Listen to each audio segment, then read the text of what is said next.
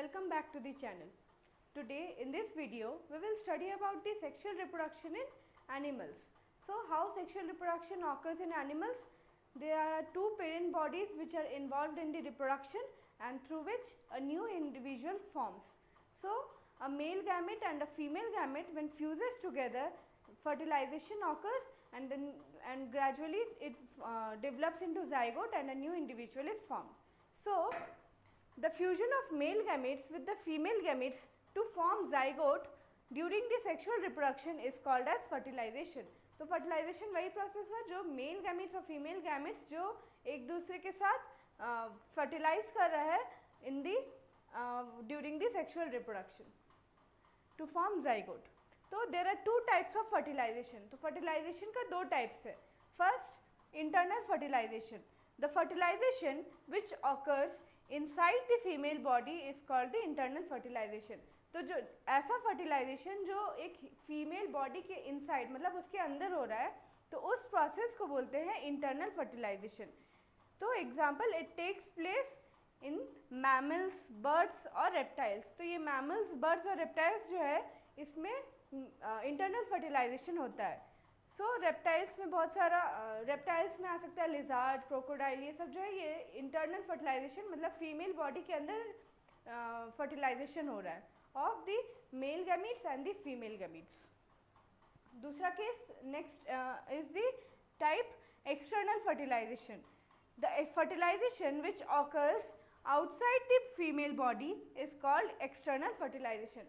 तो वो फर्टिलाइजेशन जो फीमेल बॉडी के आउटसाइड मतलब उसके बाहर साइड हो रहा है तो उसको बोलते हैं एक्सटर्नल फर्टिलाइजेशन. तो इसमें मेनली आता है it takes place in fishes and amphibians. तो फिशेस और एम्फीबियंस में एक्सटर्नल फर्टिलाइजेशन होता है. तो ये कैसे होता है, फिशेस और एम्फीबियंस जो है अपना फीमेल गैमीट्स और मेल गैमीट्स दोनों ही वाटर में एक्सपोज कर देता है और वहीं पे वाटर में ही ये मेल गैमीट्स और फीमेल गैमीट्स दोनों फ्यूज करता है और फिर वहाँ से न्यू इंडिविजुअल का फॉर्मेशन होता है. तो यहाँ पे क्या हो रहा है, फीमेल बॉडी का हम लोग को जरूर ही नहीं पड़ रहा है, फीमेल बॉडी में नहीं हो रहा है, ये वाटर में हो रहा है, इसीलिए इसको बोलते हैं एक्सटर्नल फर्टिलाइजेशन. तो फिशेस एम्फीबियंस में मेनली फ्रॉग्स, टोड्स ये सब जो है एम्फीबियंस में आता है. Okay, so these are the types of the fertilisation.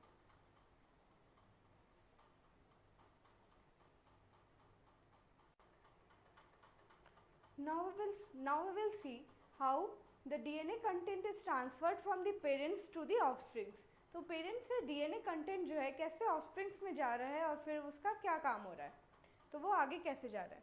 तो यहाँ पे हम लोग एक डायग्राम देख रहे हैं. यहाँ पे है एक पेरेंट 1 और ये है एक दूसरा पेरेंट 2. पेरेंट 1 जो है ये मेल है, पेरेंट 2 जो है ये फीमेल है. अब मेल और फीमेल जो पेरेंट्स है उससे हम लोग देखेंगे कि न्यू इंडिविजुअल मतलब न्यू ऑर्गेनिजम्स कैसे प्रोड्यूस हो रहा है. तो पेरेंट्स मतलब जो पेरेंट के पास क्रोमोसोम्स प्रेजेंट रहता है वो 23 पेयर्स ऑफ क्रोमोसोम प्रेजेंट रहता है एक ह्यूमन बॉडी में. तो 23 पेयर्स तो टोटल हो गया 46 क्रोमोसोम्स. तो ये जो क्रोमोसोम्स है ये हम पहले भी बताए थे कि क्रोमोसोम कैसे डीएनए उसमें कॉइल रहता है. तो डीएनए मेनली यहाँ पे डीएनए प्रेजेंट रहता है जो कि ट्रांसफर होता है in the form of chromosome.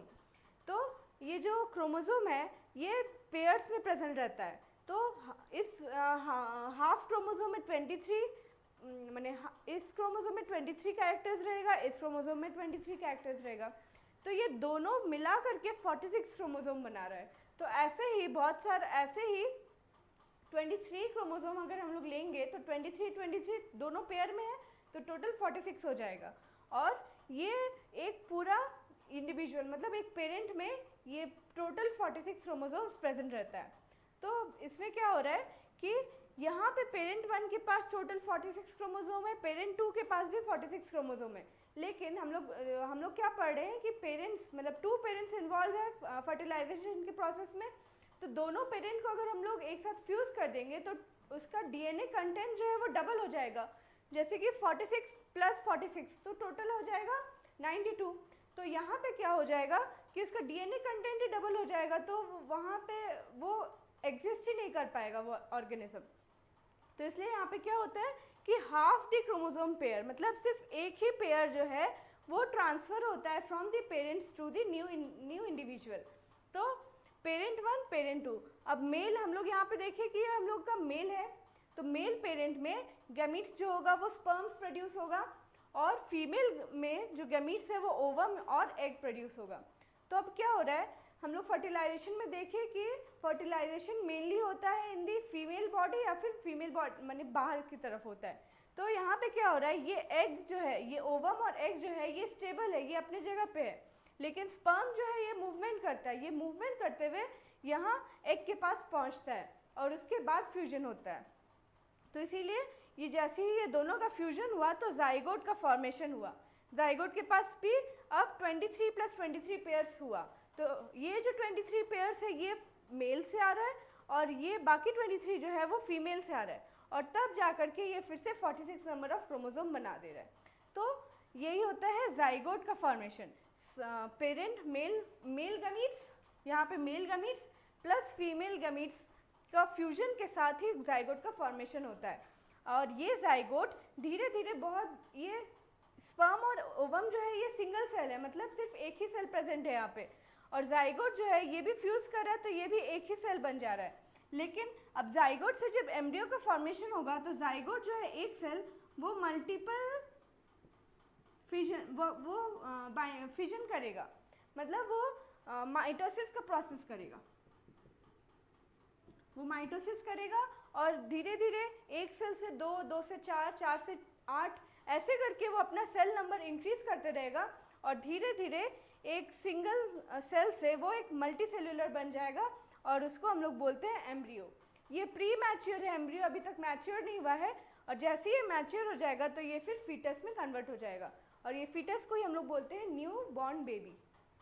तो इसीलिए पेरेंट्स के जो क्रोमोसोम है ये क्रोमोसोम नंबर डबल नहीं हो रहा है इन दी ऑफस्प्रिंग में, वो हाफ हो जा रहा है, मतलब इस पेरेंट से हाफ आ रहा है, इस पेरेंट से हाफ आ रहा है, तब मिला करके ये एक पूरा सेल जो है वो 46 क्रोमोसोम बन रहा है। तो इसीलिए इस प्रोसेस को हम लोग बोलते हैं फिजन या फिर fertilisation of the animals in sexual reproduction. Now we will see advantages of sexual reproduction। तो सेक्सुअल रिप्रोडक्शन का क्या क्या एडवांटेजेस है हम लोग वो देखेंगे। तो सेक्सुअल रिप्रोडक्शन में क्या हो रहा था कि पेरेंट्स से जो न्यू इंडिविजुअल फॉर्म हो रहा था वो दोनों बहुत ही सिमिलर कैरेक्टरिस्टिक्स मेंटेन रख रहा था, लेकिन सेक्सुअल रिप्रोडक्शन में क्या हो रहा है कि दो पेरेंट्स से half half characters new individual में आ रहा है। तो क्या हो रहा है, दोनों कैरेक्टर्स पेरेंट्स से मेल और फीमेल दोनों पेरेंट्स से वो कैरेक्टर्स जो है वो मिक्सड हो जा रहा है और फिर से उसके पास नया टाइप का कैरेक्टर्स आ जा रहा है न्यू इंडिविजुअल्स में। तो इसीलिए यहाँ पे वेरिएशन का चांसेस भी बहुत ज़्यादा है as compare to asexual reproduction, और जितना वेरिएशन होगा उतना ही अच्छा होगा एक इंडिविजुअल के लिए कि वो इन्वायरमेंटल चेंजेस के थ्रू वो अपने आप को अडॉप्ट कर सके। तो इसीलिए sexual reproduction leads to the greater variety in the population. तो ये जो सेक्सुअल रिप्रोडक्शन है इससे बहुत ही ज़्यादा वैरायटी आ जा रहा है इन दी पॉपुलेशन में।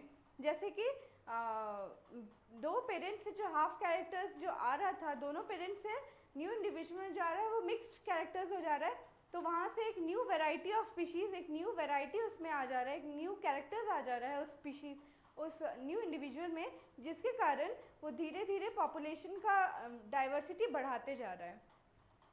It leads to diversity of characters in the offsprings. तो यहाँ पे भी वही लिखा है, लीड्स टू डाइवर्सिटी। तो जितना ग्रेटर वैरायटी ऑफ कैरेक्टर्स आ जाएगा उस इंडिविजुअल में तो उतना ही डाइवर्सिटी होते जाएगा कैरेक्टर्स में।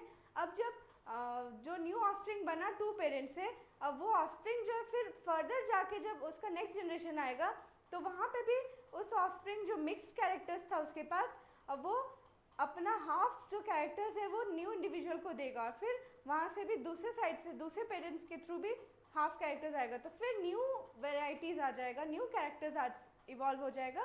तो इसीलिए जितना ज़्यादा वेराइटी आते रहेगा तो उतना ही ज़्यादा डाइवर्सिटी होते रहेगा एक स्पीशीज़ में, और वो कंपैटिबल हो जाएगा उस स्पीशीज़ उस एनवायरनमेंट में रहने के लिए। So the genetic variation leads to evolution. तो ये जेनेटिक वेरिएशन, ये जो जीन्स में वेरिएशन हो जा रहा है फ्रॉम पेरेंट्स टू ऑफस्प्रिंग्स, तो ये लीड्स टू इवोल्यूशन, और वो इवोल्यूशन का प्रोसेस चल रहा है। तो न्यू न्यू कैरेक्टर्स इवॉल्व हो रहा है of new species which are compatible for environmental changes.